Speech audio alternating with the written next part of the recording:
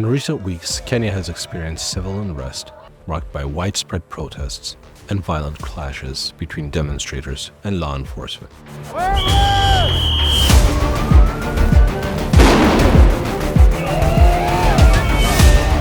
At the heart of this unrest lies Kenya's escalating debt crisis. As of 2023, Kenya's total debt has soared to over $80 billion, which is equivalent to 70% of its GDP.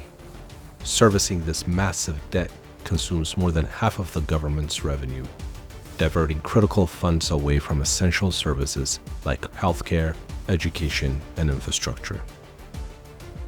The economic impact of COVID-19, coupled with Kenya's mounting debt, has resulted in a sharp rise in inflation rates, which stands at 5.1% as of May 2024.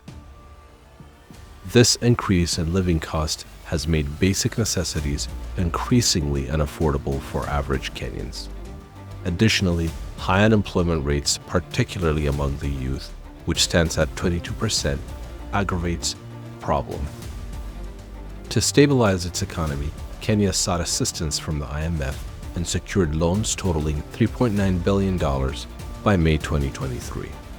In return, Kenya has committed to implementing austerity measures, which include tax increases such as doubling VAT on fuel from 8% to 16%. These changes aimed to generate an additional 346 billion Kenyan shillings, or $2.68 billion, which is equivalent to 3% of Kenya's GDP. The IMF also urged the Kenyan government to implement significant spending reductions, especially in non-essential areas. This includes scaling back subsidies on maize flour and fuel, previously used to mitigate the impact of rising living costs. The IMF also recommended reforms in state-owned enterprises like Kenya Power and Kenya Airways. These reforms aim to boost efficiency and minimize financial losses within these entities.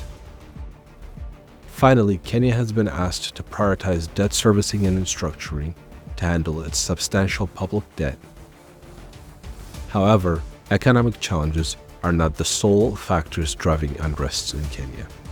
Rampant corruption and lack of transparency in government spending significantly compound the country's problems. Furthermore, political tensions following the disputed 2022 elections have further divided the nation. Deputy President William Ruto says fostering unity and enhancing the economy remains the core agenda that is in line with his bottom-up economic model. President William Ruto's victory left a polarized electorate disillusioned, as promises of job creation, cost reduction, and corruption eradication still need to be fulfilled. So, in a nutshell, the current unrest in Kenya stems not merely from recent tax hikes, but from a complex interplay of long-standing issues like escalating debt, economic mismanagement, systemic corruption, political tensions, and high youth unemployment. Only through comprehensive efforts to tackle these deep-seated problems can Kenya restore peace, stability, and prosperity for its citizens.